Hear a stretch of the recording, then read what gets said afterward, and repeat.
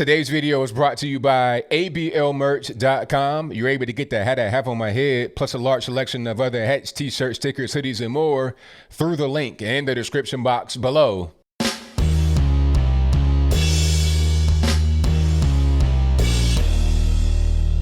How's everybody doing? My name is Anthony Brian Logan, and today we got to talk about the incident that happened over in Martinez, California, which is about 25 miles from San Francisco in the Bay Area. Now, you may have already seen this particular video. If not, I'll go ahead and place that on the screen before you. What's happening here is that a woman and a man, not sure who they are to each other. They could be married. They could be just friends. I'm not sure what's going on, but they're there, and the woman is painting over the Black Lives Matter temporary mural that a resident got a permit to paint on Independence Day, July 4th.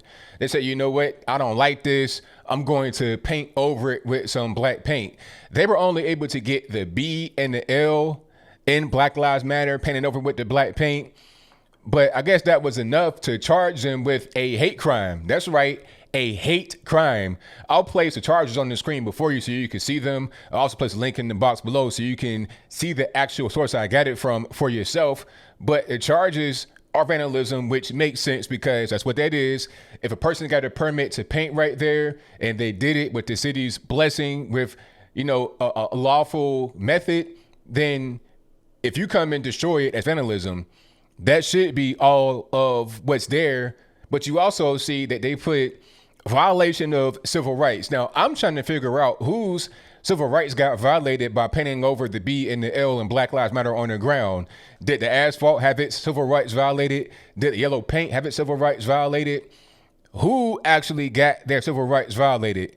Okay, I'm not really sure how we went from vandalism to violation of civil rights. Okay, they didn't put a burning cross on somebody's front lawn or something like that. All they did was just paint over some paint that's on the ground. Okay, like I said, vandalism, that makes sense. If it were me and I did something like that, I'd be like, all right, I'll eat the vandalism charge. If I got to pay whatever fine or community service, jail, if that's what I want to do, then that makes sense. But hate crime, I'm not really sure how we got here, but you know what? I think I do know how we got here. Like I said from the beginning, we're in Martinez, California, San Francisco Bay Area, 25 miles from San Francisco. Once you get to that part of the country, you're in the belly of the beast of liberalism. That's what's going on. All right. That's why a hate crime was levied against these people. And that's why you don't see hate crimes levied against others that take down statues of George Washington, Abraham Lincoln, Thomas Jefferson.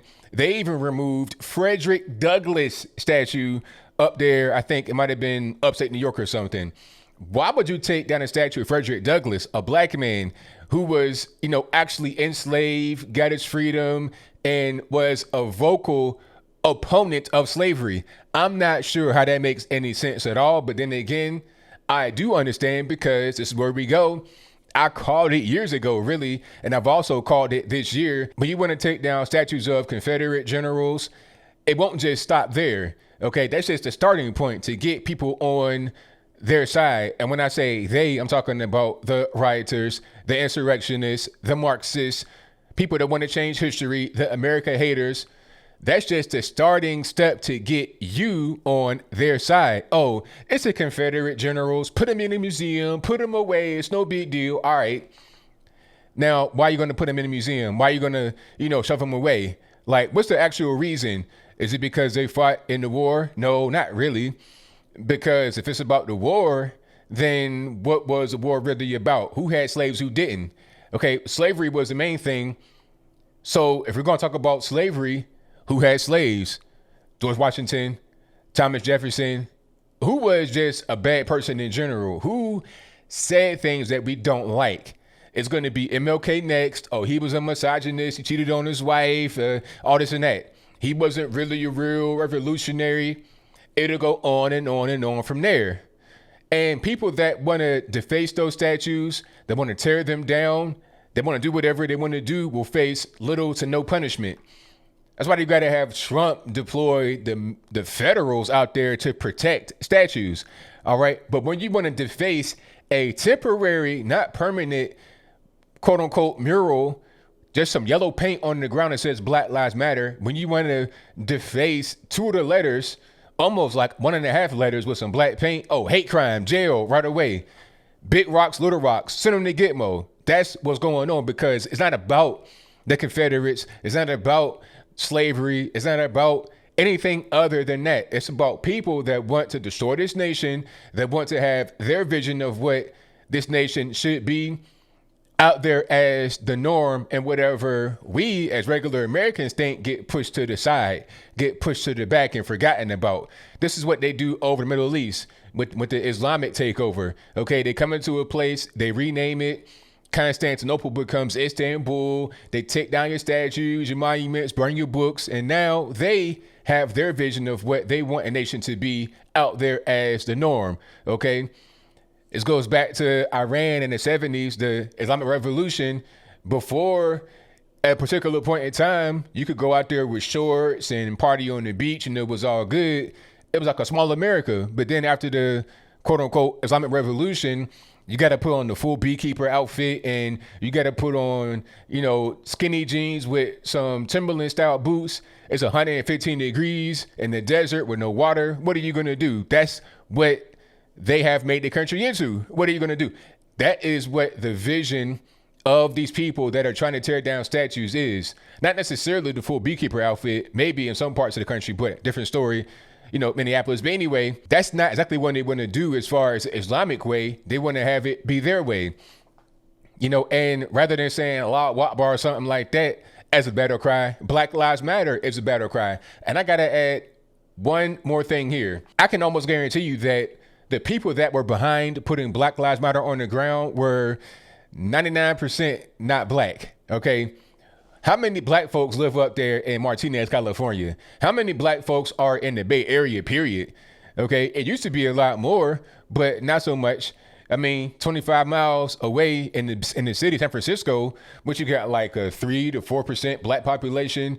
There's not even that many black folks up there. Whose civil rights are you violating? This is just bogus. I feel like this is a way to solidify anything that has Black Lives Matter on it as some kind of civil rights issue. And if you go against it, if you speak against it, that means that you're a bigot, you're a racist. And not only will we just say that to you, we'll put it in writing on the books. So if you come out and say, I don't support them, then you can get charged with a hate crime. I think that's the ultimate goal here. And they want to do all kind of crazy things up under the umbrella of Black Lives Matter. So as I close, I want to say this. Do you support this group? Do you support the saying? Some people say, well, I don't support the organization, but I do support the saying.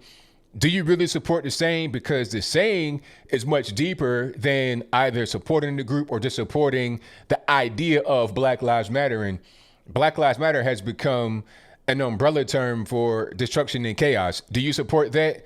I know that I don't, but I think I'll leave that right there for now. And what say you? Do you think that covering up part of a Black Lives Matter mural on the ground, just some yellow paint, should be considered a hate crime? If that's your viewpoint, let me know why in the comments below. Should it be considered simple vandalism and that's it? If that's your viewpoint, let me know why in the comments below. You pretty much know where I stand. If I'm the lady or the guy that's out there and I'm painting it over, I know that I am probably committing vandalism. If they had a permit to put it on the ground and the city gave it their blessing, that's vandalism. Okay, maybe I'll go to jail for a short period of time, if that, or I pay a fine or whatever. A funny thing to note here was that on the release that the city put out in Martinez, they said that there's no actual bail amount because of the virus. It shouldn't be, I should say, be any bail at all. It should be catch and release. And if you want to go to trial, show up for it, then go for it, because people are being set free in California because of the virus that have very serious charges against them, not just painting over letters on the ground. You're talking about guys that are in the penitentiary or prison for sex crimes, sex offenders. One guy, sex offender, got released and immediately went back because he violated his probation by going to the office, probation or parole, whatever it was. He went to the office and showed the officer his thing, sorted around, like he was trying to go back, okay? Guys like that should not be let out, that are obviously sick and are not going to be cured. They're going to recidivize. Guys like that are being let out because of the virus. So if anybody gets arrested over a hate crime for putting black letters on the ground, but you letting sex offenders get out, guys that should not be out, guys that are a clear and present danger to everybody in society, then we got to just, really realize where people's actual mind is, where their goals are, what they're really concerned about.